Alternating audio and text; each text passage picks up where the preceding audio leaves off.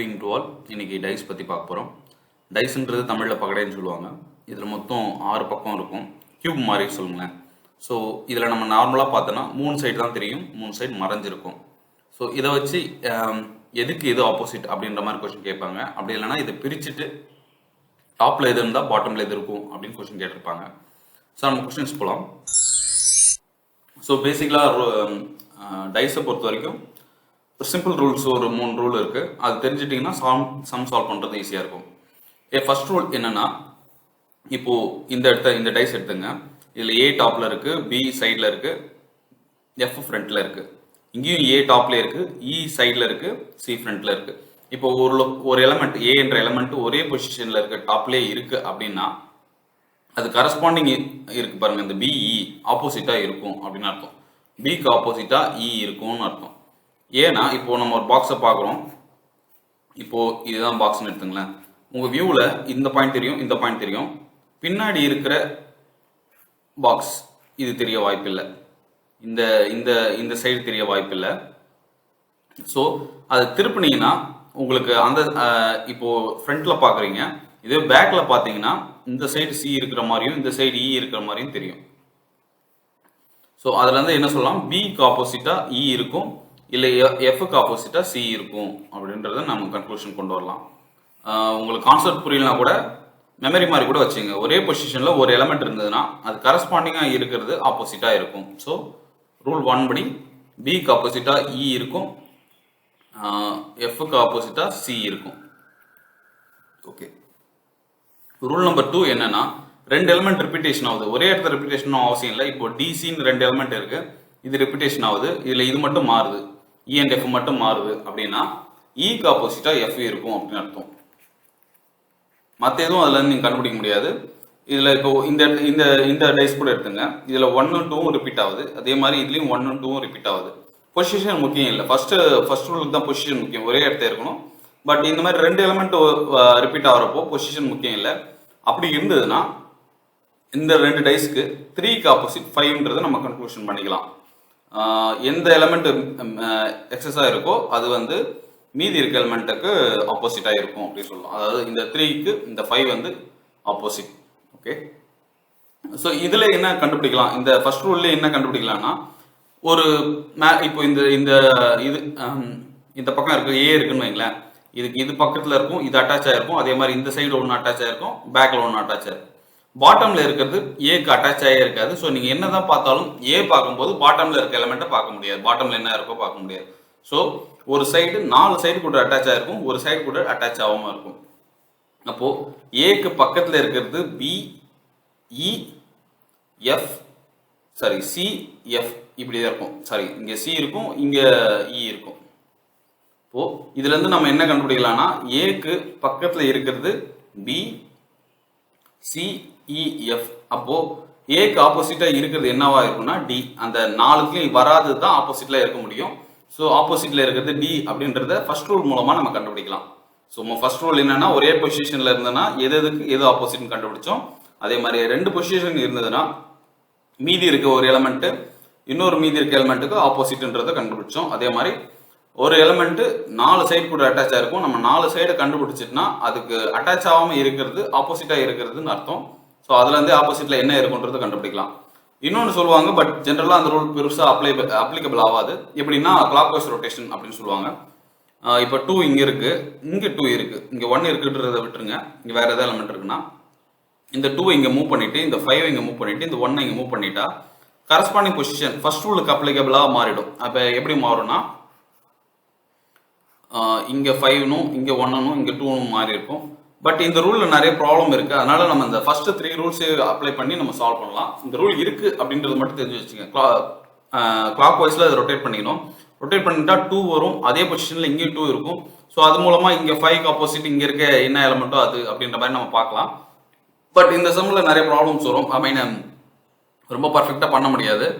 அதனால அதை நம்ம இமேஜினேஷன் வச்சு போடுறதே பெட்டராக இருக்கும். ஸோ ஃபர்ஸ்ட் 3 ரூல்ஸை மட்டும் ஞாபகம் வச்சுங்க, நம்ம சம்ஸ் போகலாம்.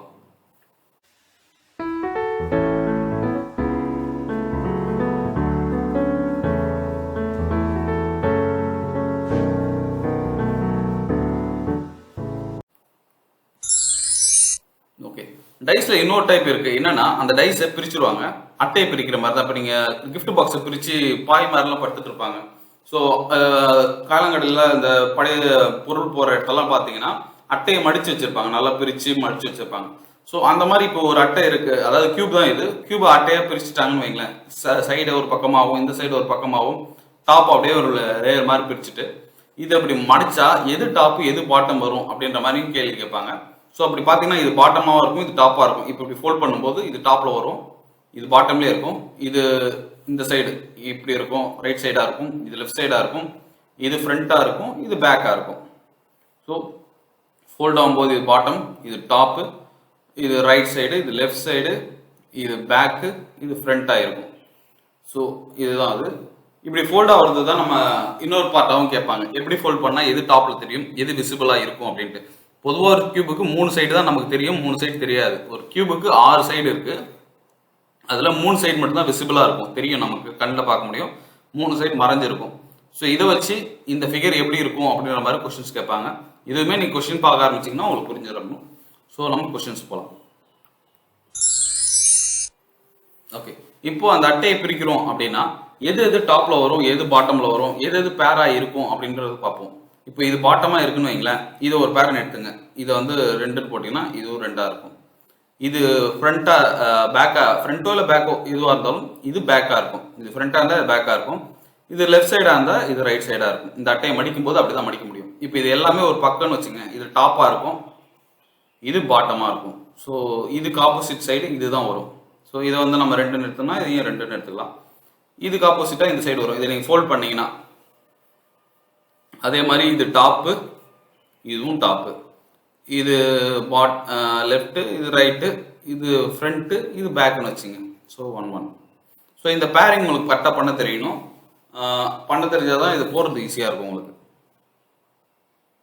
இந்த கலர் என்னடா,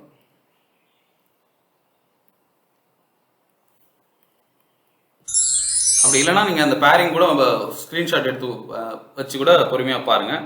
ஏன்னா அந்த பேரிங் தெரிஞ்சால் தான் அந்த ஃபிகர் அண்டர்ஸ்டாண்ட் பண்ண முடியும். ஸோ இப்போ இதுக்கு பேரிங் எப்படின்னா 3 2 3. இப்போ இந்த 3 போடுறதுலாம் ஒரு செட்டு. இதுக்கு ஆப்போசிட், இந்த இடத்த இருக்கிறதுக்கான ஆப்போசிட் இந்த இடம், அதே மாதிரி இந்த இடத்துக்கு ஆப்போசிட் இந்த இடம். நீங்கள் இதை இமேஜின் பண்ணால் கூட உங்களுக்கு புரியும். எப்படி ஃபோல்ட் பண்ணுறாங்கன்றது தெரிஞ்சால் கூட, எப்படி மடிக்கலாம் அப்படின்றது தெரிஞ்சால் கூட இதை நீங்கள் ஈஸியாக போட்டுடலாம். அப்படி மடிக்கிறது உங்களுக்கு தெரியலன்னா ஃபிகரை மனப்பாடம் பண்ணுறதுனால பண்ணிங்க. இது இப்போ இதெல்லாம் எடுத்துக்கிட்டிங்கன்னா இது வந்து பாட்டம்னு எடுத்துங்க 1. இது லெஃப்ட் சைடுனா இது ரைட் சைடு, இது டாப், இது ஃப்ரண்ட்னா இது பேக்கு. டாப் என்ன ஆகும்னா ஸ்ப்ளிட் ஆகிருக்கும். இந்த 4 பக்கம் இந்த கிஃப்ட் பாக்ஸ் மாதிரி ஸ்ப்ளிட் ஆகிருக்கும். இது எப்படின்னா இப்படி இருக்கும், இந்த மாதிரி இருக்கும் டாப்பு. ஸோ இப்போ இது வந்து இதுவும் 1 தான், இதுவும் 1 தான், இதுவும் 1 தான். இது அப்படியே மூடின மாதிரி வரணும். ஸோ இதுக்கு ஆப்போசிட் வந்து இந்த 4 சைடு சேர்ந்தது ஒரு ஆப்போசிட். அதே மாதிரி இது இந்த சைடுக்கு ஆப்போசிட் இந்த 2, இந்த 3க்கு ஆப்போசிட் இந்த 3. ஓகே, அடுத்து இந்த டாப் மட்டும் டிஃப்ரெண்டா இருக்கு. இப்போ இது 1, இது 2, இது 2, இது 3, இது 3. இந்த 1 தான் ஸ்ப்ளிட் ஆகிருக்கு. எப்படி இருக்குன்னா அந்த ஃபிகர்ல கிராஸா இருந்தது, இந்த ஃபிகர்ல ஸ்கொயரா இருக்கு. இப்படி இருக்கு. இந்த 1 டாப்ல மடிக்க வேண்டியது. ஓகே, அதே மாதிரி இதுவும் அதே தான். 1னா இது 2, இது 2, இது 3, இது 3. இந்த 1 மட்டும் ஸ்ப்ளிட் ஆயிருக்கு. எப்படி இருக்குன்னா இப்படி இருக்குன்னு வைங்களேன். இதுல 2ஆ பிரிச்சிருக்காங்க. இது எந்த டிசைன்ல வேணாலும் பிரிக்கலாம். ஸோ டாப்பை வந்து 2ஆ பிரிச்சிருக்காங்க. ஒரு ஆஃப் இந்த பக்கமும் ஒரு ஆஃப் இந்த பக்கமா இருக்க மாதிரி பிரிச்சிருக்காங்க. அடுத்து இது 1, இது 1, இது 2, இது 3, இது 3, இது 2. ஸோ இங்க இருக்க எலமெண்ட்டுக்கு ஆப்போசிட் இங்க இருக்கிறது வரும். நீங்க மடிச்சீங்கன்னா அப்படிதான் தெரியும். இங்க இருக்கிறதுக்கு இது ஆப்போசிட்டாகவும் இது ஆப்போசிட்டாகவுமே வரும். ஓகே, இதெல்லாம் தான் வந்து ஸ்டாண்டர்ட் ஸ்ட்ரக்சர்ஸ். ஸ்டாண்டர்ட் ஸ்ட்ரக்சர் எல்லாம் 1 2 எக்ஸஸாக வரும். பெரும்பாலும் இந்த ஸ்ட்ரக்சர்ஸில் உங்களுக்கு எல்லாமே கவர் ஆகிடும். ஸோ இதை நீங்கள் மனப்பாடம் பண்ணிங்கன்னா கூட ஓகே தான். ஓகே, இது 3, இது 3, இது 1 1 2 2 3 1 2 3 1 2. இது அதே தான். இது டாப்பு, இது பாட்டம், சாரி இது ஓகே டாப் பாட்டம்னு வச்சுக்கலாம். இது ஃப்ரண்ட்டு பேக்கு, இது சென்டரு, இதுவும் சென்டராக தான் இருக்கும். அதே மாதிரி இது டாப்பு, இது பாட்டம், இது ரெண்டும் ஃப்ரண்ட் பேக்னு எடுத்துக்கிட்டிங்கன்னா இது லெஃப்ட் ரைட்டுன்னு கூட வரும். அதே டாப் பாட்டம் தான் இதுவும். டாப் பாட்டம்னு எடுத்திங்கன்னா டாப் பாட்டம் 1 1 2 2 இந்த 4மே ஒரே மாதிரி ஃபிகர் தான். இதில் என்னென்னா இந்த டாப்போட மூவ்மெண்ட் கொஞ்சம் டிஸ்டன்ஸ்.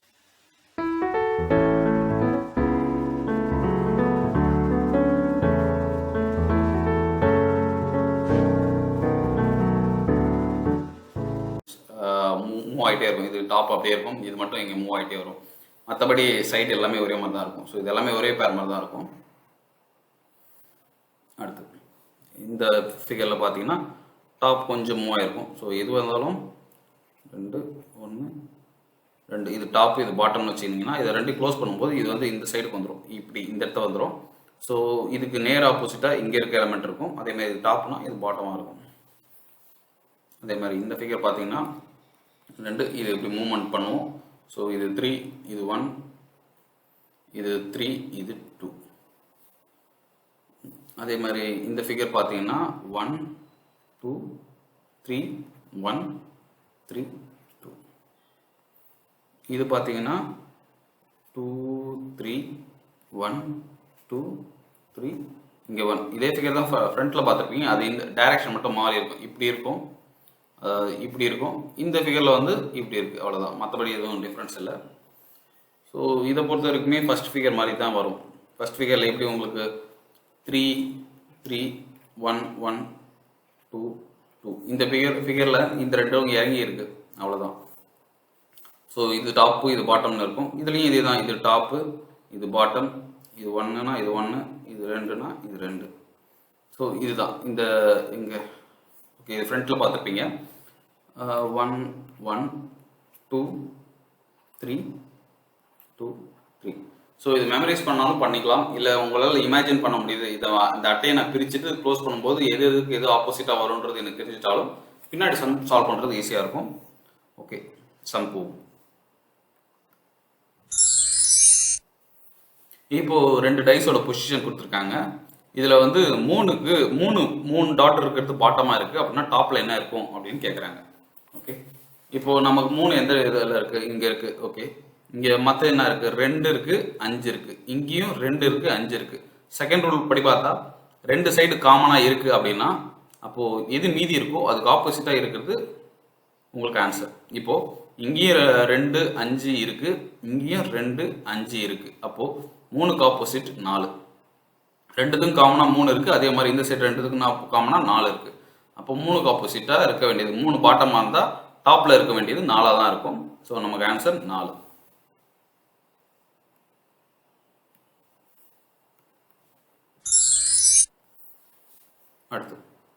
அடுத்து இதில் பார்த்தீங்கன்னா ஸ்டார் ஹார்ட் டாப்பில் இருந்தால் பாட்டமில் என்ன இருக்கும், அதாவது ஹார்ட்டுக்கு ஆப்போசிட்டாக என்ன இருக்கும்னு கேட்குறாங்க. ஓகே, இங்கே வந்து ஸ்டார் இங்கே இருக்குது, இங்கேயும் ஸ்டார் இருக்குது. அப்போது ஒரு எலிமெண்ட் மட்டும் ஒரே பொசிஷனில் இருக்குது. அப்போது இந்த சிம்பிளுக்கு ஆப்போசிட் வந்து டைமண்டு, பிளாக் டைமண்டு. அதே மாதிரி இந்த ஒயிட் டைமண்டுக்கு ஆப்போசிட்டு ஹார்ட்டு. ஸோ நமக்கு கிடைக்க வேண்டிய ஆன்சர் 4. 2க்கு ஆன்சர் 4. மற்ற எதுவும் ரிப்பீட்டேஷன் இல்லை. ஸோ 2க்கு ஆன்சர் 4. இங்கே ஒரே பொசிஷனில் இருக்குது. அப்போது இதுக்கு ஆப்போசிட் இது, இதுக்கு ஆப்போசிட் இது. ஓகே, நெக்ஸ்ட் நம்ம போவோம். இங்கே வந்து 4 ஒரே பொசிஷனில் இருக்குது. என்ன கொஸ்டின் கேட்டிருக்காங்க? 1க்கு டாப் என்னன்னு கேட்டிருக்காங்க, 1க்கு ஆப்போசிட் என்னன்னு கேட்டிருக்காங்க. ஸோ இங்கே 4 ஒரே பொசிஷனில் இருக்குது. ஆனால் 4 and 6 ரிப்பீட்டேஷன் இருக்குது. இங்கே 4 மட்டும் பொசிஷன் இருக்கிறது மட்டும் முக்கியம் இல்லை, ரிப்பீட்டேஷன் 2 இருக்கிறது தான் நமக்கு ப்ரியாரிட்டி கொடுக்கணும். அப்போ இங்கே 2 இருக்குது, 2ல் 1 மட்டும் டிஃபரெண்ட் இருக்குது. இங்கே 5 டிஃபர் ஆகுது, இங்கே 1 டிஃபர் ஆகுது. அப்போது 1க்கு ஆப்போசிட் 5 அப்படி தான் பார்க்கணும். இப்போ நீங்கள் இதில் வந்து 4 இங்கேயே இருக்குது இங்கே இருக்குது. அப்போ 1க்கு ஆப்போசிட் 6, 6க்கு ஆப்போசிட் 5 அப்படி வராது. இப்போ நீங்கள் 1க்கு இந்த ஃபிகர் படி பார்த்தா பொசிஷன் ஒரே பொசிஷனில் இருக்குது. அப்போ ஃபர்ஸ்ட் ரூல் படி பார்த்தா கரஸ்பாண்டிங்காக இருக்கிறது ஆப்போசிட்னு எடுத்துப்போம். அப்படி எடுக்கிற மாதிரி இருந்தால் 1க்கு ஆப்போசிட் 6னும் 6க்கு ஆப்போசிட் 5னும் வரக்கூடாது. இப்போ 1க்கு ஆப்போசிட் 6னா 6க்கு ஆப்போசிட் 1 தான் இருக்கணும், ரிவர்சபிளும் இருக்கணும். ஸோ அப்போது எதுக்கு ஃபர்ஸ்ட் ப்ரியாரிட்டி கொடுக்கணும்னா 2 எலிமெண்ட் ரிப்பீட்டேஷன் தான் ஃபர்ஸ்ட் ப்ரியாரிட்டி கொடுக்கணும். இங்கே வந்து 4 6ன்னு 2 எலிமெண்ட் வருது. அப்போது நம்ம செகண்ட் லா தான் யூஸ் பண்ணணும். செகண்ட் லா அப்படி பார்த்தா 2 எலிமெண்ட் வருதுன்னா அதில் மிச்சம் இருக்கிறதுக்கு ஒன் தான் மிச்சம் இருக்குது, இதில் 5 மிச்சம் இருக்குது. அப்போது 1க்கு ஆப்போசிட் 5 தான் இருக்கும் அப்படின்றத நம்ம கண்டுபிடிச்சிடலாம். So answer 2, answer 5. ஓகே, இந்த டைஸில் டாப் 4க்கு ஆப்போசிட் என்னன்னு கேட்டிருக்காங்க. பாட்டம்னா டாப் அந்த மாதிரி தான் கேட்பாங்க. ஸோ 4க்கு ஆப்போசிட் என்னன்னு கேட்டிருக்காங்க. ஸோ இங்கே ரெபிடேஷன் பார்த்தீங்கன்னா இந்த சைடு 2 இருக்குது, இந்த சைடு 5 இருக்குது. அதே மாதிரி 5 2 ரெண்டு பக்கம் 5 2 இருக்குது அப்படின்னா மீதி இருக்க 4க்கு ஆப்போசிட் 3 தான் இருக்குது. இங்கே 4 இருக்குது, அங்கே 3 இருக்குன்னா அப்போ 4க்கு ஆப்போசிட் 3. ஸோ நமக்கு ஆன்சர் பி 3.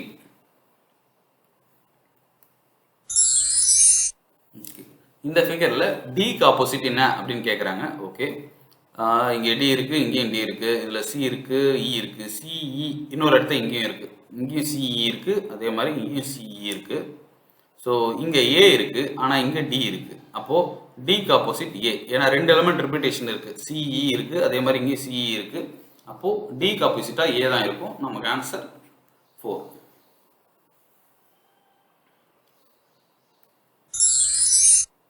அடுத்து 3க்கு ஆப்போசிட் 3 பாட்டமில் இருந்தால் டாப்பில் என்ன இருக்கும் அப்படின்னு கேட்டிருக்காங்க. 2 3 பாட்டமில் இருந்தால். ஓகே, இங்கே பார்த்தீங்கன்னா ரெப்பிட்டேஷன் எதுவும் இல்லை, அதாவது 2 எலிமெண்ட் இல்லை, ஆனால் 4 மட்டும் ஒரே பொசிஷனில் இருக்குது. ஒரு பொசிஷன் மட்டும்தான் இருக்குது, ஒரு எலிமெண்ட் மட்டும்தான் இருக்குது. மற்ற ஏதோ காமனாக எதுவும் இல்லை. இங்கே 2 இருந்து இங்கேயும் 2 அது மாதிரி இல்லை. அப்போ 4 கரஸ்பாண்டாக இருந்தால் 2க்கு ஆப்போசிட் 3.